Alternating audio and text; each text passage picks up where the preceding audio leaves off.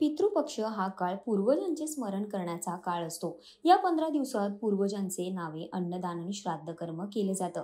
पितृपक्ष हा पितरांना समर्पित आहे. या काळात काही वस्तूंची खरेदी अशुभ मानली जात असल्याने ती खरेदी करण्यास सक्त मनाई आहे.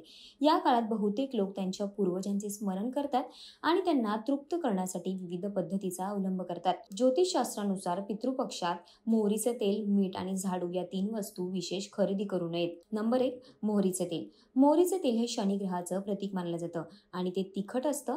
याचा अर्थ पितृपक्षात खरेदी केल्याने ते शनीचा अशुभ प्रभाव पडतो. नंबर 2, झाडू.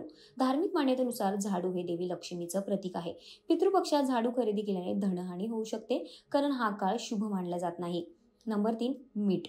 मीठ हे लक्ष्मीचं स्वरूप मानलं जातं. याशिवाय शुभ दिवशी खरेदी केलं जातं, म्हणून पितृपक्षाच्या काळात मीठ खरेदी करू नये. पितृपक्षात पितरांना अर्पण केल्यानंतर मोहरीचं तेल किंवा मीठ दानासाठी द्यायचं असेल तर त्यावर कोणतंही बंधन नाहीये. नंबर 4, नवीन कपडे खरेदी करावे का? पितृपक्षात नवीन कपडे खरेदी करणं वर्ज्य मानलं जातं, कारण पितृपक्षाच्या काळात पितरांना वस्त्रदान केलं जातं. यावेळी अन्न आणि वस्त्रदान केल्याने पितर प्रसन्न होतात आणि त्या व्यक्तीला समृद्धीचा आशीर्वादही देतात. नंबर 5, तुम्ही या गोष्टी खरेदी करू शकता. पितृपक्षाच्या काळात नवीन घर, फ्लॅट, प्लॉट, नवीन कार इत्यादी वस्तू तुम्ही खरेदी करू शकता. यात कोणतीही मनाई नाहीये. तुमच्या प्रगतीवर पूर्वज प्रसन्न होतात असं मानलं जातं. अशा परिस्थितीत तुम्ही या वस्तू नक्कीच खरेदी करू शकता.